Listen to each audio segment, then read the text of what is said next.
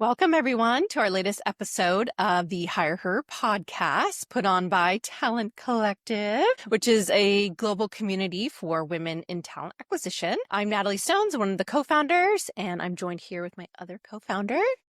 Hi, I'm Krista Tan, co-founder of Talent Collective. And we are here. Our podcast is meant to empower and elevate women's voices within the TA community. We have such a great opportunity to meet these fabulous women within our community and local chapters, but there are so many awesome ladies that we want to be able to elevate and share their voices with the broader audience. So we're joined today here with Grace Redmond. She's the president and owner of Stansbury Staffing.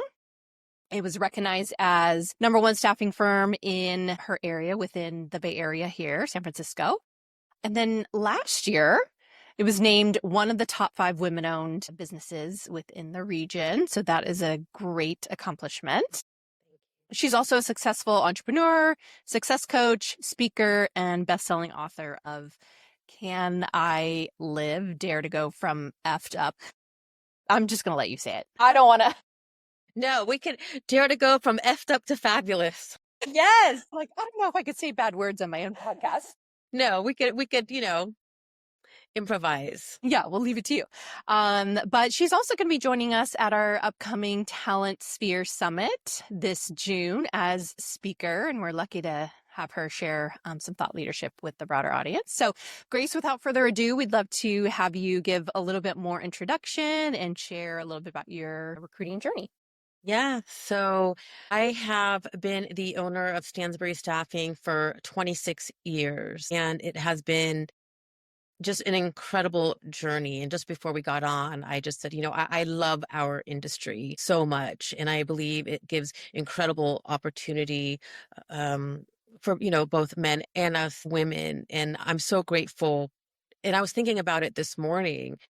Just sometimes I feel like take for granted, we don't realize how much we help our communities, because really our livelihood is what fuels ourselves and our families.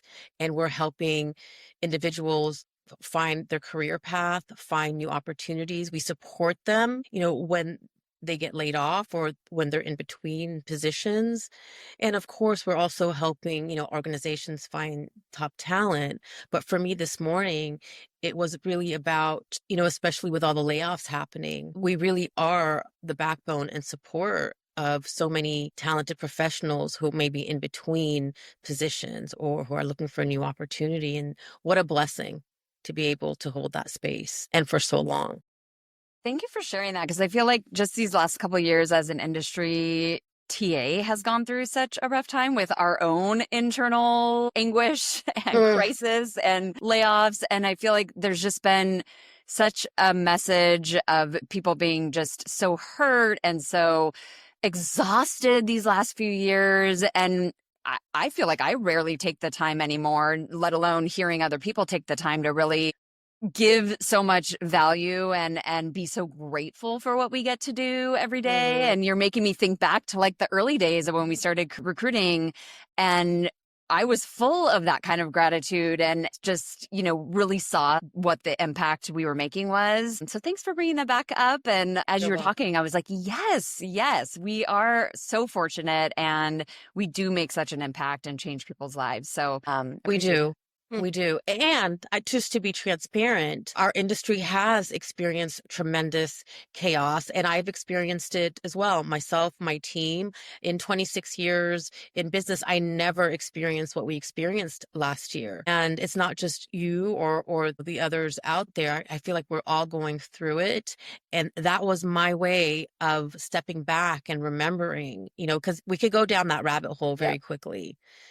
And I'm not going to front, I feel like at some point in the last 18 months, I've allowed myself to go down that rabbit hole. And then what brings me back is, okay, well, go be of service. So I want you to know that I've also felt the chaos and the pain of the last, several years. I mean, you'd have to be a complete robot to not have felt the pain of the last few years. But I think it's so cyclical, right? You've been in this industry for a long time. I've been in it for now 15 years. I came into the industry in a recession. So, I think it was, for me personally, the best time to learn our industry because I worked the hardest I'll ever work in my entire life. But then like with so many good positive years and then now this kind of readjustment, right? But I feel like we're now starting to come out of it, and yeah, it's exciting to be Yes. again. And Yes, so I'm really excited to come out of it. This has been the longest cycle I've experienced. The pace of change in the world of business is fast, and that drives incredible complexity for the world of human resources. Welcome to the HR Data Labs podcast, a series of conversations with experts inside and outside the world of HR on how to innovate, measure, and evolve our practices. Our goal is to help provide you with practical examples of how HR has to change to meet the complexity of the business environment. Every week, we'll talk to new and different voices on all aspects of HR. And at times, we'll get irreverent. Silly even. And sometimes geek out on the data and technology that underlie the processes that drive the world of HR. But the conversations are always insightful and fun. So please, enjoy the HR Data Labs podcast. This cycle for us was more challenging than 2009. It was more challenging financially than 2009.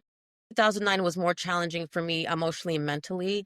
However, because I've learned to manage my state and reframe and go to gratitude, it hasn't been as challenging emotionally and mentally. I've taken it as an opportunity to grow, expand, have time to, focus on the coaching side of the business, to connect with other business owners. And I'm going to be grateful once we're out of it. okay, I'm going to go totally off script here and apologize because usually I'm the one. Wow. I know she No, I goes off love it. script. I'm like straight to script. But you're sounding very much like somebody that I follow. And when you talk about changing your state, tell us more about that. That's a very like Tony Robbins thing. I don't know if you follow Tony Robbins, but I've been to one of his conferences. He talks a lot about managing your state. Tell us more about how, like, what are some things that you do to manage your state and your emotional and mental state? Sure. And it's 11:11, so interesting. So for me, managing my state is one of the key factors to my success. I am aware that if I manage my state, I will continue to elevate, soar, and be successful. So I've played this as a game for many years. I started the coaching side of the business 10 years ago. And although I've been doing personal development, since I was 15, 10 years ago, I learned about managing your state. And some of the things I do is just what I shared. I go to the gratitude. Okay, yes, I cannot control what's happening in the industry right now. What am I grateful for? 1. 2, what can I control? I can control my perspective. And also, I know this may sound cheesy, but another way I change my state is I put some great music on. I start, moving my body, making some noise, and we just changed our state right now. Yes. And it automatically changes how I feel. And the other really big one is I connect. I reach out to someone who's like-minded and I connect like we're doing right now. And that really helps me shift my state. It doesn't mean that I don't honor the emotions that I'm feeling, the sadness, the anger, the frustration. I definitely honor those and I acknowledge them. And for me, it's important that I move out of them sooner than later. Yeah. That's great. And so those are just a few ways I manage my state. And I will, be sharing some of those concepts when I speak at Talent Sphere in June. Great. You're making me think of a recent situation. So I had started dating someone new and we were actually on vacation and he said something that and I can't even remember what it is now. It was close to a year ago, but he said something that kind of bummed me out. And we were getting ready to go out. And I remember I was doing my makeup and I put on pump you up music. I was like, I'm on vacation. I'm not going to get into this Debbie Downer state. I'm going to pick my spirits back up. And he noticed later and he came back. He's like, I know she put on different music. What was that all about? See?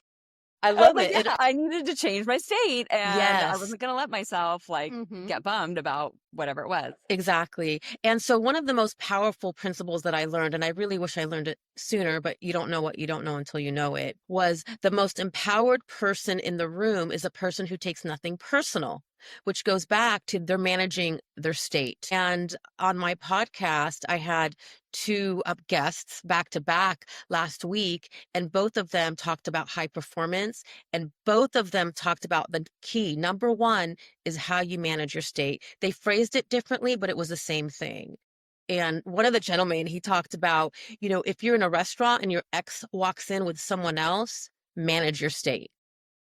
That's powerful. I said, woo, Yeah. Yeah, that's a tough one. that's a tough one. Unless you were the one that You know, left them. That's true.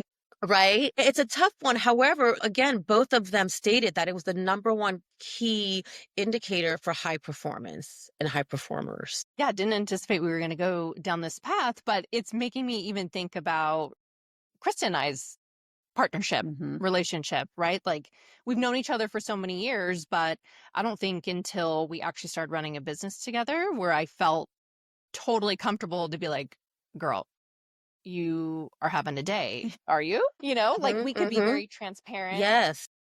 with each other and just like help change each other's state. Yes. Or just share that like, I'm just having a day. Yes. And then we just talk through it. And so my point to this is I think it's really important for everybody to find some sort of peer or colleague or friend, to your point, that you have that level of trust and comfortability with.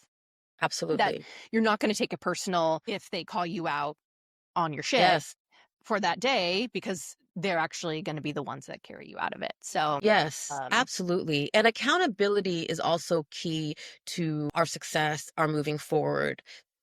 We need, that's the biggest piece of, the success principle. What are your gaps? Be honest with yourself, put your mess on the table, and then take accountability. And I know we're just talking about, we're in a mood and having someone call us out, which is great, but also being, transparent with ourselves and honest with ourselves and calling ourselves out and holding ourselves accountable to why something's not working in our lives. Yeah. Well, I think Tony Robbins even says something like this, but it's like, something goes awry, something's a mess. Like we are all usually somewhat affected by the circumstance at some point, but like allow yourself a set amount of time to be bummed or to be regretful or to be whatever the feeling is, and then move on. Like, yes, I'm going to give myself an hour here to wallow and cry and feel the feelings, but then I'm going to get outside. I'm going to go for a walk. I'm going to put on my headset and I'm going to shift it. Right. So I think that's the difference of high performers. Not that they just stuff all their feelings inside,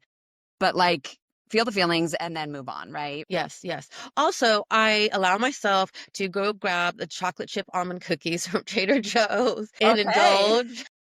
Yes. You're feeling.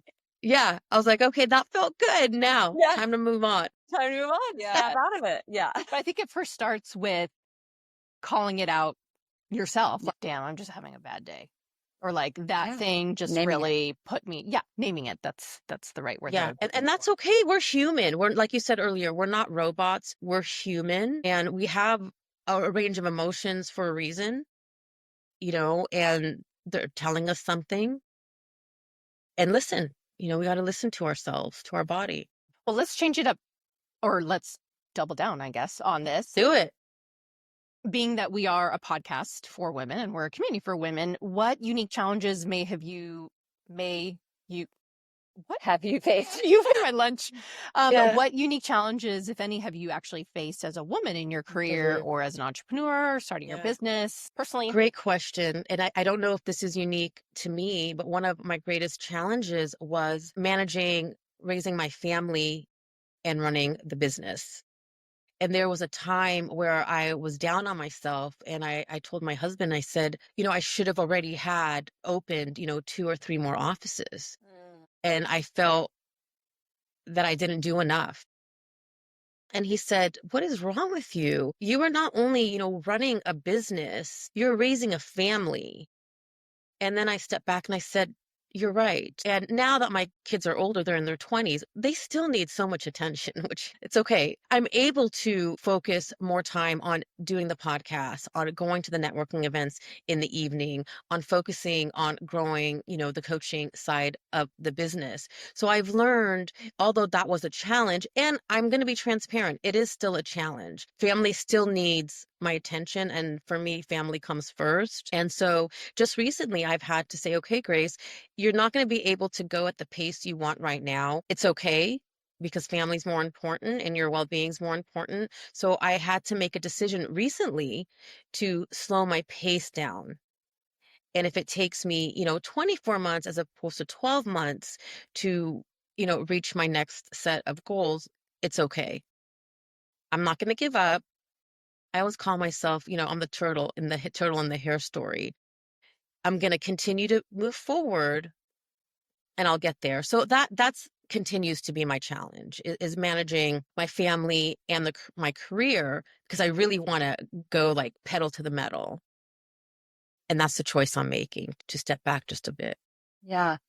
Go ahead. Oh, I was just going to say the key word that stood out to me there was should. I should be XYZ. Yes. I don't know if I'm joking with my mom these days or I'm like, Mom, she's a should'er. So Yes. can you stop shoulding on me? Like, Yes. shitting on me? And so it's very hard for her. She doesn't do it intentionally, but Mm-hmm. I had that all growing up, like, well, you should do this or should. And so now it like really gets to me every time I hear the word should from anybody, but especially from her. Yeah, it's triggering. Yeah. Moms have a way. Moms have a way. Yeah. Sorry, Mom, if you're listening to this podcast. But she knows it because I call her out and like, stop shitting on me. Yeah. Right. And I really try to be mindful, like in any conversation, and especially internally to myself, not to use the word should. And if I say it, I try to claw it back and say, actually, I shouldn't have said should to you. And I try to like reframe what I was going to say because it like really can put a lot of pressure on yourself or others. I agree with you 100%. And what I've learned, and I need to get better at this as well, I get to. Welcome to The Human Role, your go-to podcast where HR and payroll collide with innovation. I'm your host, Tiana Neal, and every month I'm diving deep with industry experts and change makers, bringing you real talk insights, practical tips, and fresh takes you won't hear anywhere else. Whether you're a leader, practitioner, or just curious about the latest HR and payroll trends, I've got you covered. Ready to roll with the best? Tune in for fresh perspectives, actionable tips, and the knowledge you need to roll forward with confidence. Subscribe now and let's transform the way you work. I get to, if I choose. Yeah. Yeah. Yep. I like that. Yeah. There's also the I can't versus I won't. Like, that's right. My ex used to say, well, we can't, or I can't do this, or I can't do that. It's like, you can't or you won't, because you actually have a choice here. Mhm. And Yes. to own it and say, no, I won't do that thing, right? Yes. It's not always about just, I can't. It's very rarely, I can't. Right. And also, I would take it a step further. That's not something that I'm interested in investing my time in. Mhm. Exactly. Yes. That's not where I, choose to focus my energy. Yep. Well, and going back to what you were saying about having a family and running a business, and I could say that for any parent working outside the home, doesn't have to be an entrepreneur. Yes. But and we actually just had on a guest earlier this morning. We talked a lot about that. Like, she has 3 young kids and she has to be really focused about her time. She works at a VC, in a talent partner role. Yep. And commutes 2 hours, like the whole thing. And like, it's very important to decide how you're going to focus your time, where you're going to spend your time, and being okay to say no. Yes. Like, I just got asked to do a podcast and I sent it to Natalie. I was like, hey, do you want to do this one? And, thinking like, I don't have time. And like, you know what? I'm just going to say no. Like, it's not in the cards right now. Mhm. And I told the guy, reach out to me in 6 months. Like, maybe I'll be in a better place by then. But like right now, it's just, even if it's 30 minutes, this isn't a top priority for me. Mm-hmm. So sometimes you just have to make those calls and Yes. move on and feel okay about it. Absolutely. And no is a complete sentence. And again, that's also something that I'm learning, because I do enjoy doing all things. However, that's not possible. And I said, no the other day as well I was invited to be part of a community. And I said, I'm really making an effort to be discerning with my time because I found that I've spread myself too thin. And he really appreciated that and he Yeah. could relate to it. Totally. Love that. Okay, let's move on and talk about women in leadership. And what qualities do you think that women in leadership can be leaning into? Yes. And how can they be cultivating those qualities? Yeah. I believe us women really need to lean into our magic, our power. Because I have sat down with so many incredible women. Either they were looking for a new opportunity or in between positions, and they were incredible. They would run these incredible C-suite teams, and they'd sit in front of me, and they could not see their worth or their value. And that was, part of the reason I started the coaching side of the business, because it felt so rewarding to sit with them and see them and let them know, like, you're amazing, and pull that out of them. So I really feel like as leaders, as women, to really own and lean into our talents, our magic, and that will help cultivate our confidence. Because really what cultivates our confidence is doing the hard things. And so leaning into your power when you're feeling, maybe you're not feeling it, that's going to help cultivate the confidence, leaning in and owning it. Last question. This is a fun one. So what's an unusual thing that a candidate has said or done through, your 26 years that has stuck with you, made you laugh? Standout stories.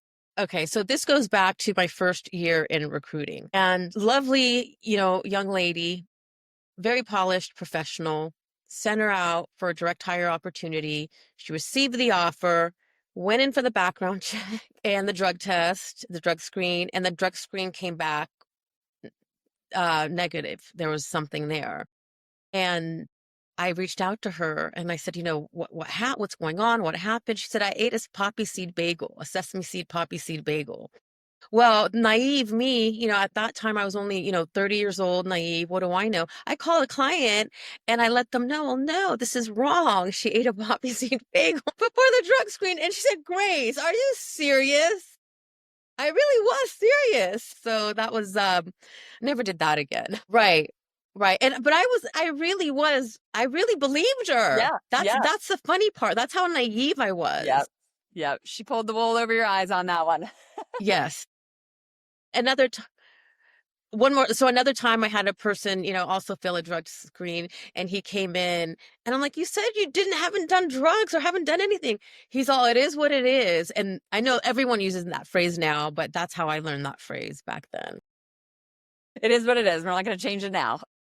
Right. Oh man. Yeah. I don't know how many people do drug screens nowadays. I mean, I just don't know. Maybe for certain types of roles, it's more common now, but yeah, for the few that we've had to do, there's always something interesting that pops up, or when you have to do a background check and, there's the DUIs and just interesting things coming up. Yes. Well, Grace, thank you so much for today. You have changed my state being here with you today.